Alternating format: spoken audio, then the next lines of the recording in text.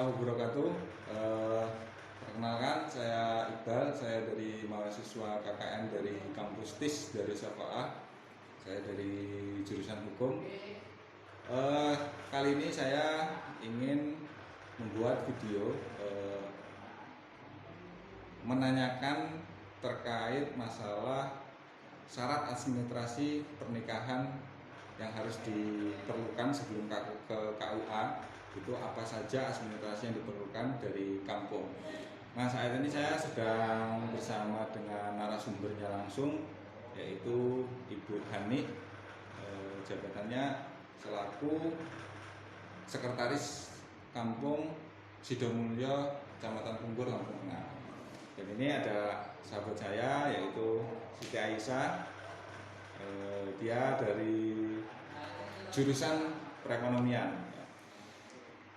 Salam hormat Ibu. Kita ngobrol-ngobrol santai Bu ya. Ada beberapa pertanyaan, mungkin ini mewakili kawan-kawan di luar sana atau mewakili masyarakat di luar sana berkaitan tentang administrasi pernikahan yang harus diurus di kampung. Nah, itu apa saja? Baik, langsung saja. Pertanyaannya yang pertama ini Bu, ini saya mau tanya nih Bu ya, terkait prosedur syarat nikah bagi calon pengantin itu apa saja Ibu? Kalau menikah ke kampung Ya. itu persyaratannya fotokopi KK, Ya. fotokopi KTP, yang bersangkutan atau yang dari asal di desa, dan kakak KTP calon. Itu harus, yang asli juga dibawa, yang fotokopi dilampirkan. Gitu. Itu ya. Terus kayak misalkan apa itu namanya, foto, terus apa itu namanya, akte, terus ijazah itu perlu nggak itu? Oh, perlu, tapi nanti ke KUA. Oh, ke KUA. Nah, nanti di KUA itu ada syaratnya lengkap. Ada foto, ada akte, ada ijazah.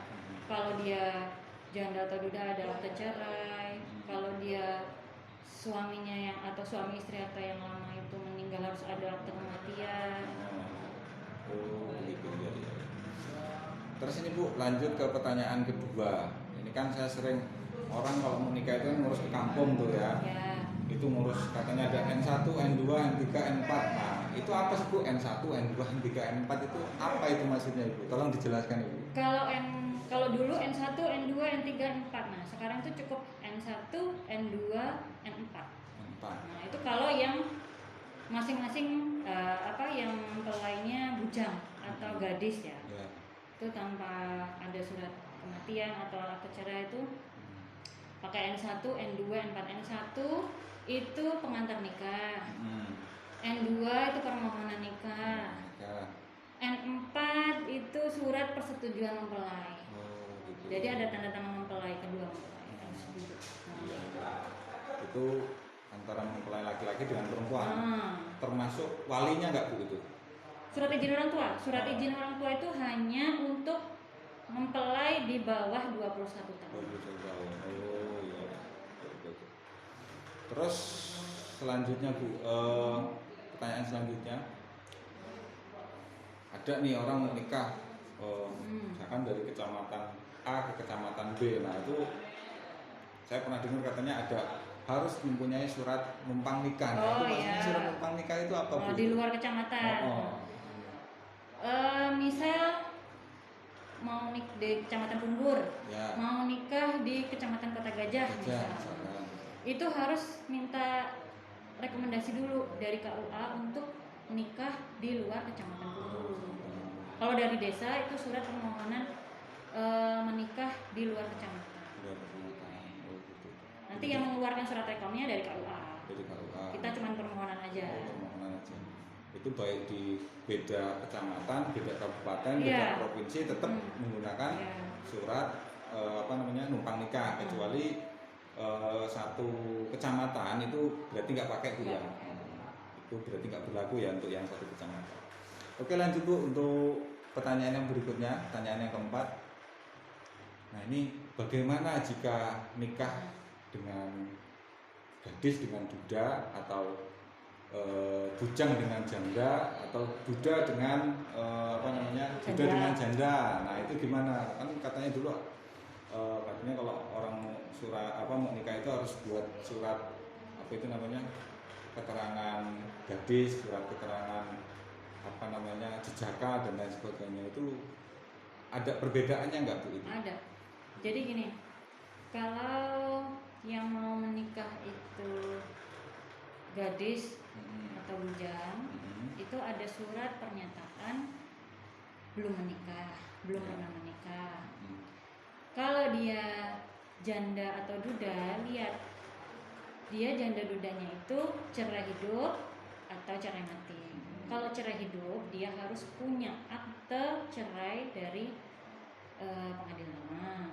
Kalau dia cerai mati, dia harus punya akte kematian dari pasangan yang sebelumnya. Oh gitu. Terus pertanyaan selanjutnya Bu, pertanyaan yang kelima, untuk proses pengurusan administrasi untuk melakukan pernikahan itu berapa lama Bu? Kayak ngurus N1, N2, N3, N4 misalkan dan seterusnya.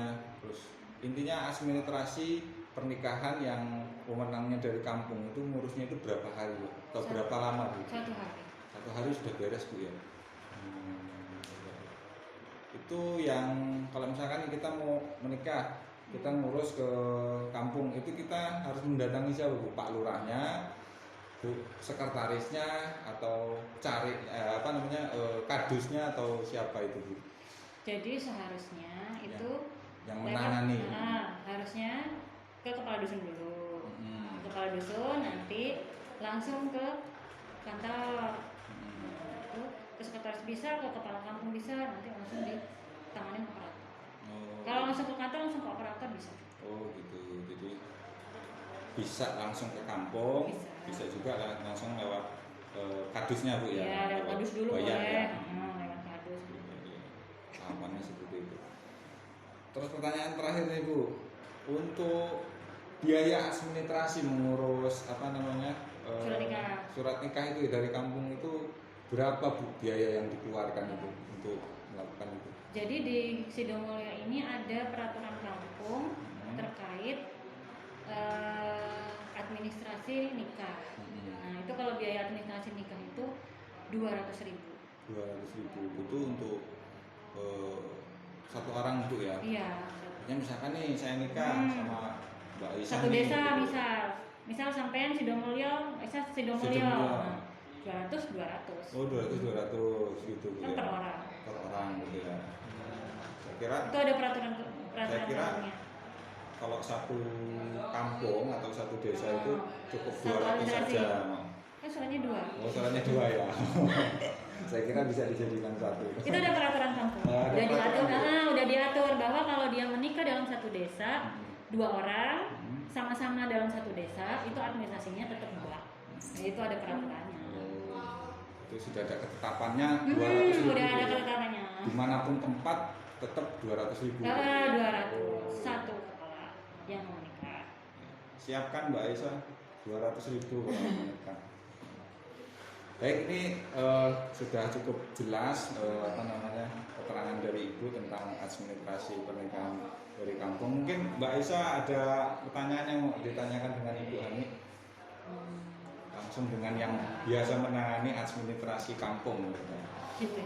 Kan umpama saya mau nikah Ibu, saya orang Lampung, saya mau dapat orang Kediri. Itu kan kita udah beda domisili ya Bu, saya Lampung, dia Kediri. Surat apa aja sih Bu? Data yang harus disiapkan oleh calon suami saya itu? Calon suami yang di Kediri? Yang pasti ya surat-surat lengkap dari KUA Kediri, data-data dari sana. Ya seperti kayak fotokopi kakak, KTP.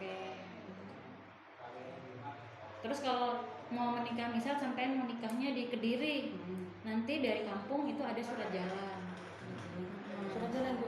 Iya, surat jalan. Jadi bukan surat numpang menikah itu bukan? Surat numpang nikah kan udah dijelasin. Nah, ada tambahan lagi surat jalan. Jadi sampai yang jalan ke sana sama rombongan itu bawa surat. Itu yang mengeluarkan desa juga Bu? Desa juga. Dibawain surat jalan dari sana. Kan kalau nikah nggak mungkin kan cuma satu mobil, pasti serombongan gitu kan. Ingat nih kawan-kawan yang mau nikah, yang misalkan dari luar pulau atau luar kota, itu perlu yang namanya surat jalan. Kalau enggak ditilang nanti Bu ya sama Iya. polisi. Orang bawa sapi aja bawa surat jalan. Oh iya benar. Iya. Bawa sapi aja sudah ada Ya, surat apalagi jalan. bawa rombongan. Apalagi bawa rombongan pengantin, benar itu. Oh iya. Oh, iya. Gimana ada lagi Mbak Isa? Pertanyaan. Cukup. Ini kayaknya yang mau nikah ini Bu. Yang Oh amin ya Allah, amin ya Rabbal alamin. Tak doakan. apa namanya, dia itu tertarik banget dengan apa namanya wawancara kita kali ini tentang administrasi pernikahan dari kampung. Karena kalau masih ada teman-teman Terus lagi siapa tahu masih sampaikan, ada yang mau ditanya. mungkin kayak misalkan foto itu Foto itu kok backgroundnya ukurannya harus berapa biru aja gitu kan. Biasanya sesuai tahun ya? sesuai tahun. Enggak Yang biasanya yang yang di KUA ya? Itu kan biasanya ada yang biru. Ada yang merah. Nah, itu biasanya sesuai tahun. Sesuai Ganjil tahun. genap tahun. Oh gitu. Jadi kalau genap warna apa itu Bu? Apa ya saya lupa juga. Biru kayaknya. Biru ya? Biru. Jadi kalau genap biru, kalau ganjil merah gitu ya. Pas foto KTP. Iya, iya benar. Terus kayak KTP apa namanya berkas-berkas kayak KTP, terus apa itu tadi Bu? Oh iya juga gini. Kita kan kalau ada ijazah, Oh. kan kita minta dilampirin juga. Oh. Takutnya nama yang di ijazah, di KTP sama di KK itu nggak sama. Oh. Kita pasti akan nyesuaiin sama ijazah. Oh. Karena takutnya kalau di buku nikah itu kan harus paten kan, nggak bisa nyetak lagi, cuma satu kali nyetaknya. Jadi kita nyesuaiin ijazah. Kalau ijazah kan susah nyetaknya. Kalau Iya. KTP masih bisa diubah. Data sudah pasti itu Bu. Ya. Jadi KUA ataupun kampung itu mengambil data yang valid itu Iya, dari ijazah itu Bu ya. Makanya kalau dia cuman bawa KTP KK, kita tanya udah sesuai ijazah apa belum namanya. Kalau belum disesuaikan. Apa di bawah ijazah? Gimana Mbak Isa? Sudah cukup jelas belum? Udah cukup. Pertanyaan lagi, Bu? Nikah. Oh, Ya? tanya lagi. Oh ya udah satu Pertanyaan kali lagi lagi, Bu. pertanyaan. Saya kan punya saudara ya Bu. Itu tuh orang zaman dulu kan nikahnya itu kan di bawah usia ya Bu. Masih 14 tahun dulu. Oh, di bawah umur. Nah, Di bawah umur. umur banget Usia dulu. dini. Nah itu kan dampaknya buat saat ini tuh nggak punya itu Bu, nggak punya Surat-surat nikah. Nah, itu gimana Bu buatnya Bu? Nanti kalau dia usia udah 21 tahun ke atas bisa Diurus. daftarin. Nah, didaftarin ke KUA. Dari Itu itu kira-kira administrasinya berapa Bu? Kalau di ini ya, kampung ya. Ya ini sama dengan ini kan, dia bikin surat N baru. itu Ada lagi yang ini, dia ya dulu nikah gitu kan, nikah siri. Anaknya tuh udah 3. Dia mau nikah secara sah kan, dia tetap bikin surat N lagi. N lagi ya. Surat bikin N. Karena kan dulu kan nggak bikin kan dia dulu. Ya kalau setahu saya ini Bu ya, kalau orang yang misalkan nikah di usia dini atau nikah belum punya belum punya buku nikah atau nikah Iya. siri, itu kan harus mengisbatkan nikahnya di pengadilan gitu kan. Iya. Berarti untuk mengisbatkan pernikahan di pengadilan itu tetap harus ada N1, N2, N3 lagi Bu. Kalau di bawah umur nih, Oh. kalau di bawah umur iya harus sidang kan. Yang saya maksud kalau misalnya dia udah nikah siri lama, terus dia mau nikah secara agama, kan nggak pakai sidang. Oh gitu. Setahu saya sih nggak pakai sidang waktu itu. Kalau di bawah umur iya harus pakai sidang.